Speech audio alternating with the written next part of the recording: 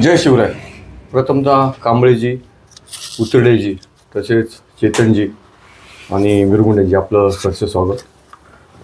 आज जुन्नर नगरपालिकेची जनरल बोर्डाची 3 वाजता मीटिंग आहे. त्यापूर्वी काही गोष्टी क्लिअर होणं जनतेच्या समोर आवश्यक आहे. साधारणतः एक महिनाभरापूर्वी, एक 15 दिवसापूर्वी आपल्या जुन्नर नगरपालिकेचं जे दरवार्षिक पत्रक असतं, अंदाजपत्रक, ते सादर होणं गरजेचं असतं. त्याची मुदत ही 28 फेब्रुवारी होती. परंतु माननीय नगराध्यक्षा काजळ मॅडम यांनी 11 ऑगस्ट 27 तारखेला ती मीटिंग लावली. त्या मीटिंगमध्ये जवळजवळ सर्व विषय होते, परंतु काही आम्ही ह्याच्यात नवीन नगरसेवक असल्यामुळे त्याचा अभ्यास होणं गरजेचं होतं. आणि दरवेळी ते मीटिंग 3 वाजता लावतात सर्व नगरसेवकांनी. मग आम्ही भाजपचे असो, राष्ट्रवादीचे असतो किंवा शिवसेनेचा असतो किंवा अपक्ष असतो, यांची विनंती की 11 वाजता मीटिंग लावा, की एवढे विषय असताना जनतेच्या असलेल्या समस्यांच्या विषयावर चर्चा होणं गरजेचं असतं. 4ला मीटिंग लावल्यावरती मीटिंग पुढे किती तास चालणार, त्याच्यात कर्मचाऱ्यांना 5-5:30ची वेळ असते. असो, आता हा जो आज तुम्हाला बोलवला आहे तो अंदाजपत्रकाचा प्रमुख विषय आहे. 27 तारखेला एक 5:30 वाजेपर्यंत मीटिंग चालली. 5:45ला त्यावेळी 27/2ला वार शुक्रवार होता. आपले जुन्नर शहरातील सर्व मुस्लिम बांधव रमजान चालू असल्याने त्यांना 5:45ला ईदनिमित्त रमजानसाठी पठण करण्यासाठी जाणे गरजेचं असतं. त्या जवळजवळ 6 ते 7 महिला भगिनी, त्याचे पुरुष पण नगरसेवक आहे. त्यामुळे ती मीटिंग तिथं असं ठरलं की 27/2ला शुक्रवार येतो, 28/2ला शनिवार येतो, 1/3ला रविवार येतो. त्यामुळं मीटिंग ही 2/3/2026 रोजी सोमवार दिनांक 11 वाजता 27च मीटिंग पुढं चालवायची असं सर्वानुमते ठरले. त्यानुसार त्या दिवशी 5:30ला सर्व आपण थांबलो. सगळे नगरसेवक असतील, सगळ्यांना मान्यता दिली. आणि जेव्हा 11 वाजता सोमवारी 2 तारखेला आम्ही आलो, एक 11:15ला थोडं 10 मिनटं मला लेट झाला. पाहिलं इथं कोणी नव्हतं, मग मी माझ्या पुढच्या कामाला गेलो. त्याच्यानंतर नंतर मी माहिती घेतली तर ठराविक नगरसेवक वेगवेगळ्या पक्षाचे आले होते, पण नगराध्यक्ष मॅडम की ज्या पीठासीन अधिकारी असतात, की ज्यांच्या अध्यक्षतेखाली ही सभा चालली असती, त्या सभेला त्या नव्हत्या. की जी सभा आपल्याला 27ची सभा 2 तारखेला 2/3ला रनिंग करायची होती, की जो अतिशय मोठा अंदाजपत्रक जे असतं की त्याच्यावर वार्षिक सगळं आपल्या जुन्नरचं आराखडा असतो, जमानावे खर्च असतं. त्या मीटिंगला ते आलं नाही. ती मीटिंग झाल्यानंतर सन्माननीय नगरसेवकांनी सर्व सभागृह चालवलं, पण नगराध्यक्ष मॅडम नव्हता. तर त्याच्यानंतरची जी बाईट 2-3 दिवसांनी आपण असाल पाहिली तर असं दाखवलंय की ती सभा, ते अंदाजपत्रक आम्ही माझ्या ह्याच्यामध्ये मंजूर करून घेतली. परंतु त्या दिवशी जे 27/2ला शुक्रवारी सभा आली, त्याच्यात फक्त 4-5 विषय झाले. बरोबर ना?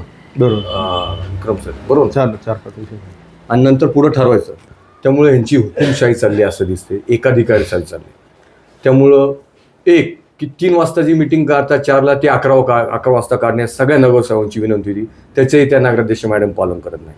तसंच प्रत्येक विषय मीटिंगचा अजेंडा काढत असताना त्या पक्षाच्या गटनेत्यांना विचारात घेणं गरजेचं असतं. मग शिवसेनेचे गटनेते विक्रम परदेशी असतील, राष्ट्रवादी ह्याचे गटनेते अपक्ष सौ वैष्णवीताई पांडे असतील, आम्ही दोघं नगरसेवक भाजपचे, मी असतील, नंदूभाऊ तांबोळे असतील, तसेच अपक्ष नगरसेविका पटेल मॅडम पण आहेत. यांनाही विचारात घेणं, इतर दुसऱ्या आहेत त्यांना विचारात घेणं गरजेचं असतं. परंतु हे परस्पर विषय लावतात, त्यामुळं आम्ही याचा निषेध करतो. परंतु जुन्नरच्या जनतेला हे कळावं की हा एखादे काय सारपाण्याने चालवलं आहे. यापूर्वी आपण पाहिलं की हे 2 वेळा नगरसेवक असताना काय कामं केली, काय कुठं अडथळा, हे सगळं जनतेला माहिती आहे. त्यामुळं सभा होणार, सभा चालणार, काय विषय नाही. आता तुम्ही सांगा, आजच्या सभेचे 55 विषय, संदीपजी, किती? 55 विषय. प्रत्येक विषयाला 10 मिनटं घ्या, 550 मिनटं. 550 मिनटाला 60 मिनिटांनी भागा, 5.5 तास, 5 तास 50 मिनिटं, म्हणजे जवळजवळ पावणे 10 तास सभा चालणार. मी अजून ते सांगतो, 55 विषयांमध्ये जे विषय आहेत, पोट विषय येते, काही पोट विषय पण आहे त्याच्यात. पोट विषयामध्ये एका विषयात 20 मिनिटं. तर ही सभा 12 ते 13 तास चाल. तुम्ही सांगा, लेडीज असतात, घरं काम असणारी असतात. त्यामुळे ही सभा पुढच्या वेळेची मीटिंग ही 11 वाजता काढली पाहिजे, की जनतेच्या असलेल्या सगळ्या समस्या, जनतेच्या असलेल्या नागरिकांच्या प्रत्येक अडचणीची तिथंच हे होत असते, कामांची हे असतात. त्यासाठी वेळ देणं गरजेचं आहे. ही पद्धत या नगराध्यक्षांनी बंद करावी आणि सगळ्यांना विचारात घेऊन चालव, की ज्या जुन्नरचा गाडा व्यवस्थित चालत. आणि त्यांनाही आम्ही सांगतो की तुम्ही पण सगळ्यांना विचारात घेऊन चाला, आमचं सर्वांचं भविष्यात सहकार्य राहील. जय हिंद, जय महाराष्ट्र. आज या ठिकाणी खरं तर नगराध्यक्षांनी जी मीटिंग, सर्वसाधारण मीटिंग बोलवलेली आहे, की त्यांना वारंवार सांगून की दुपारी 11 ते 12च्या दरम्यान तुम्ही मिटिंग घ्या. आम्ही आणि राष्ट्रवादीचे काही नगरसेवकांनी सुद्धा विनंती केल्यानंतरही त्यांचा मनमानी कारभार चालू आहे. वारंवार त्यांना विनंती करून पण आज याच्यात जवळजवळ 150 विषय आहेत, ते काही 2 तासात पूर्ण होणार नाही. आणि या मिटिंगमध्ये लावलेले काही विषय हे अवैध आहेत, ज्यांचा नगरपालिकेचा काहीही संबंध नाही. म्हणजे सार्वजनिक ज्या धार्मिक स्थळांचे बांधकाम करण्यासंदर्भात जी स्टे आलेला आहे तो विषय सार्वजनिक बांधकामाकडे म्हणजे पीडब्ल्यूडीकडे आहे, तरी तो विषय लावण्यात आलेला आहे. त्या विषयाला काहीही अर्थ नाही.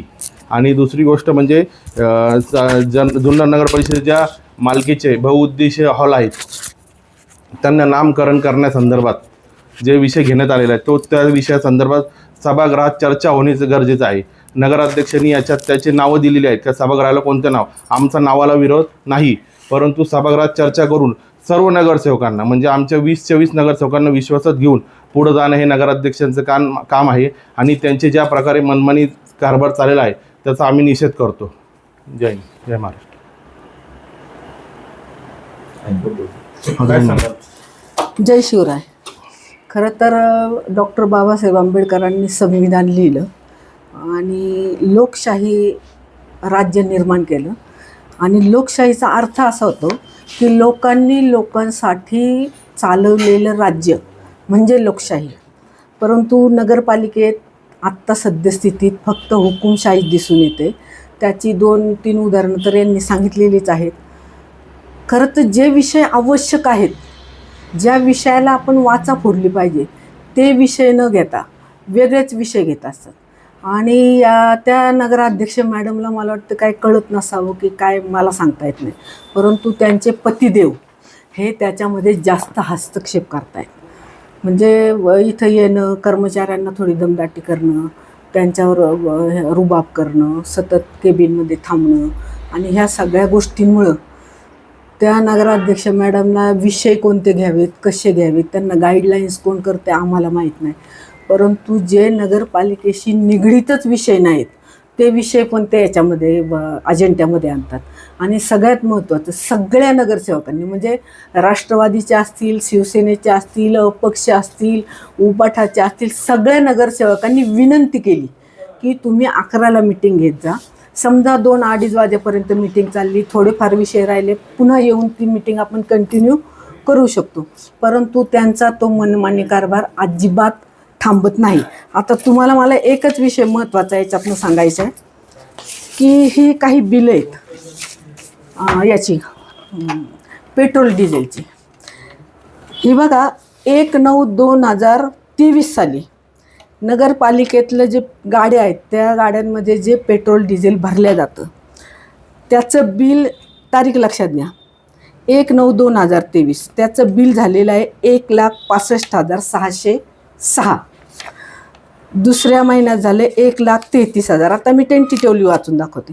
1,57,000, 1,55,000, 1,78,000, 2,15,000, 1,64,000, 1,71,000, 1,84,000, 1,67,000, 1,84,000,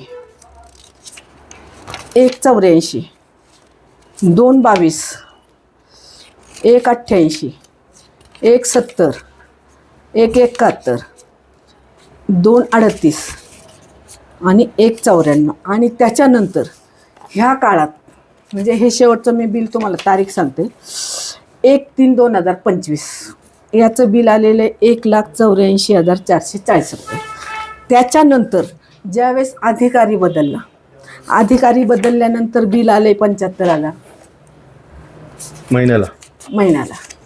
बिल आले 70,000. हे सांगते 31/7/2025.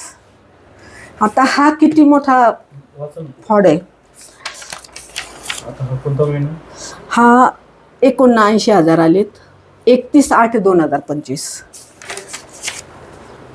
1/9/2025 60,000, 62,000, 47,000, 1/10/25 म्हणजे 23 ते 25 पासून 60, 70, 80, 90 अशी बिलं यायला लागली. परंतु ह्या ज्या महिन्यात आहेत 9 23. 3 9 23 2023 साल. ह्या 23 मध्ये एवढी 1 2 2 3 3 लाख रुपये बिल आले. हा लाख जो सव्वा लाख महिना- रुपयाचा फरक दर महिन्याला आहे. लाख सव्वा लाख रुपयाचा फरक दर महिन्याला झालेला आहे. याच्यासाठी नगराध्यक्षांनी काय चौकशी केली का? याच्यासाठी आपल्याला काय करता येईल का? हे कधी त्यांनी पाहिले का? हा विषय का नाही आणला त्यांनी याच्यावर? तुम्ही तक्रार दिली होती. तक्रार द्यायचा काय विषय? ते नगराध्यक्ष म्हणून त्यांची जबाबदारी आहे ना इथं काय चाललंय, कसं चाललंय, पहिलं काय होतं, आत्ता काय होतं. आमच्या तक्रारीचा विषय येतो कुठं? कोणत्या अधिकाराच्या खाली झाले ते? म्हणजे अगोदर कोण ते अधिकारी? मला नाही माहिती. आता ते त्यांनी शोधून काढलं पाहिजे. मी नुसतं विचारलं मला बिलं दाखवा. बिलं मी ऑफिशियल घेतली. गाड्या कमी झाल्यात त्यामुळे कमी बिल येते. नाही, गाड्या आहेत तेवढ्याच आहेत. गाड्या आहेत तेवढ्याच आहेत. त्याच्यामुळे आहे ना बरं का साहेब, ह्या नगराध्यक्ष मॅडमचा जो मनमानी कारभार आहे याच्यासाठी खरं आम्हाला निषेध करायचा आहे की किती मनमानी करा. हा तर एक विषय झाला म्हणजे अशा अनेक विषय असतील ना. दुसरी महत्वाची गोष्ट, तुम्ही ज्यावेळेस तुम्हाला जुन्नर शहराचा विकास करायचा आहे, सभागृह चालवायचे, सगळ्यांना विश्वासात घेऊन सभागृह चालवणं गरजेचं असतं. मग तुम्ही प्रत्येक याचा गटनेता त्यांना विश्वासात घ्या. बरं, हे 54 55 50 60 विषय तुम्ही एकदम घेता, थोडे थोडे घ्या ना, विश्वासात घ्या. आता आपण 5 घेऊ, नंतर म्हणजे तुम्ही कम्युनिकेशन ठेवलं आणि व्यवस्थित हे केलं तर आपोआप जुन्नर शहराचा विकास आणि आपोआप सगळं जुळून येईल. पण यांना तसं काही करायचंच नाही. 4 वेळा आम्ही पार विनंत्या करून सांगितल्या तरी ते मीटिंग किती वाजता घेतात? 3 वाजता. 3-4 म्हणजे हा जो मनमानी कारभार आहे ना, हा लोकांना कळायला पाहिजे. बरं, लोकांमध्ये त्यांच्या अफवा वेगळ्या असतात. चुकीचं लोकांमध्ये काय सांगायचं असते, मी बघा कसं करतोय बघा. आणि मग ते आता यांनी तुम्हाला बजेटचं सांगितलं, बजेटचे ते विषय झाल्यानंतर 3ऱ्या दिवशी त्यांची पोस्ट होती, हे कमी केलं, हे जास्त केलं, हे अमकं केलं, हे तमकं केलं, एकही केलं नाही. सगळं आम्ही बाबा नगरपालिकेचं आम्ही करून वाटोळं दिलेलं नको, आहे. 2 तारखेला सोमवार यांनी सभा चालवली. सभा चालवली. नगराध्यक्ष नगरपालिकेचं वाटोळं नको. तुम्ही इथं CCTV पहा, इथं बजेट हा नगरपालिकेचा आत्मा आहे. बजेटवर सगळा वर्षाचा खेळ चालू असतो. तो व्यवस्थित होता. मग आमच्यासारखे सुज्ञ सगळे नगरसेवक म्हटले आपण व्यवस्थित हे करून देऊ. ह्या मॅडम तर आल्याच नाहीत. आणि 3ऱ्या दिवशी पोस्ट, म्हणजे लोकांना बुमरँग करायचं काम यांचं चालू आहे. ते लोकांना कळावं म्हणून खरं आम्ही ही आज पत्रकार परिषद घेतली. आणि तुम्ही सगळेजण आमचं म्हणणं ऐकायला आलात. धन्यवाद तुमचे. बरोबर.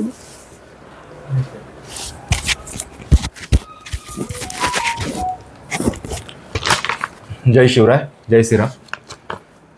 आज सर्व पत्रकार बंधू आज इथं आमचं म्हणणं ऐकण्यासाठी आलेले आहेत. आज दिनांक 23/3/26ला सर्वसाधारण सभा आहे. इथून मागं 3 सभा झालेल्या आहेत आणि तिन्ही सभेला आम्ही दोन्ही गटाचे माणसं 20 नगरसेवकांनी विनंती केलेली आहे का सभा ही 11 वाजता घ्यावी. कारण सभेमध्ये विषय मेजर आहेत.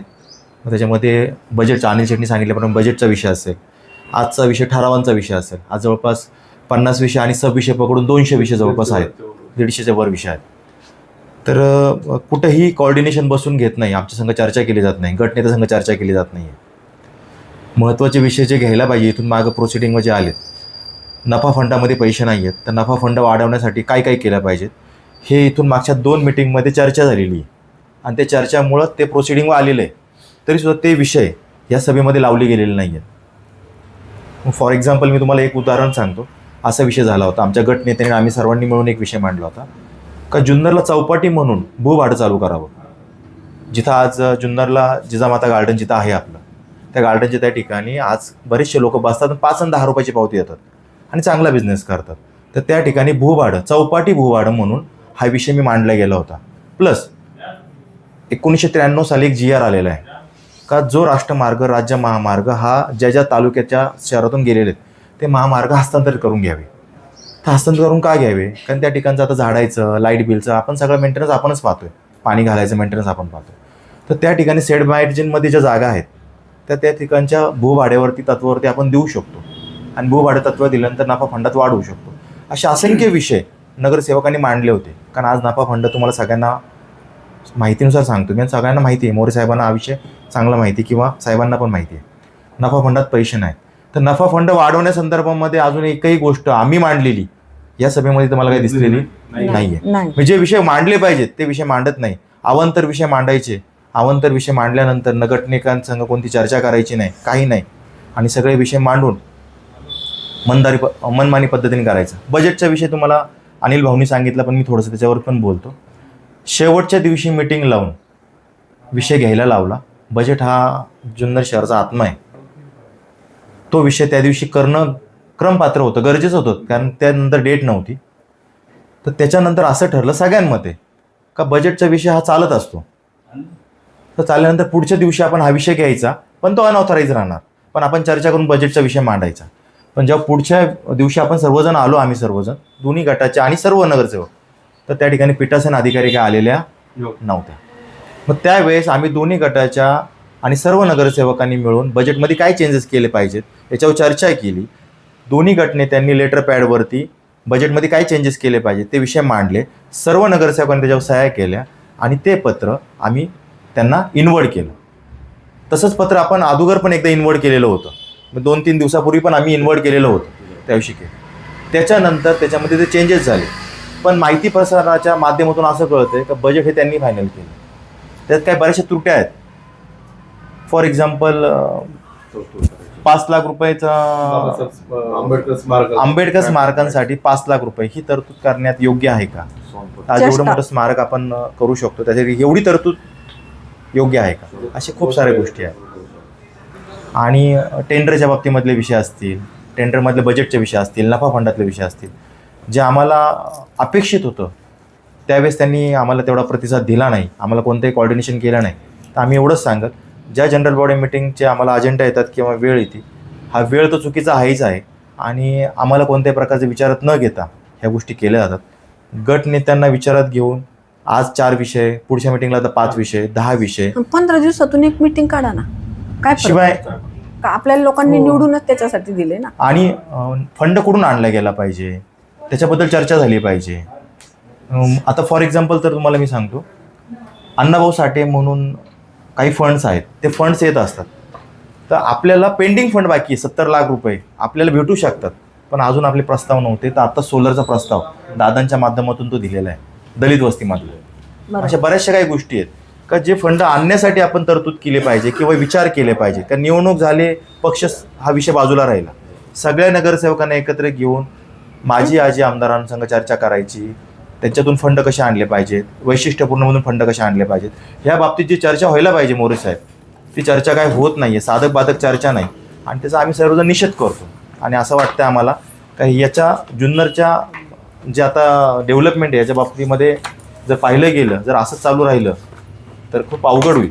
आणि सगळ्यात महत्त्वाचं बरं का, की आम्ही जे सोर्स तुम्हाला सुचवतोय मीटिंगच्या माध्यमातून, आम्ही जे सोर्स सुचवतोय की आपण हे केलं तर आपल्याला इकडनं असा निधी येईल, तो कशासाठी आपण सुचवतोय की जुन्नर शहराचा विकास करायचा आपल्याला. परंतु त्या सोर्सचा एकही विषय याच्यात आलेला नाही. की आता समजा मयूरने एक विषय मांडला होता की ते जे रस्ते ते आपल्या नगरपालिकेकडं हँडओव्हर करून घ्यायचे, तो विषय आला पाहिजे होता ना. की ते हँडओव्हर केल्यानंतर शेजारच्या ज्या जमिनी आहेत त्या आपल्याकडे येतील आणि आपल्याला इन्कम सोर्स चालू होईल. हे असले विषय ते त्यांना इन्कम सोर्सचं काहीच पडलेलं नाही. कुठून इन्कम येतोय, काय येतोय, काही घेणं देणं नाही. फक्त काही पण आडमतडम विषय लावायचे आणि त्याच्यावर सगळी चर्चा घडीत बसायची. याच्या व्यतिरिक्त दुसरं काही येत नाही.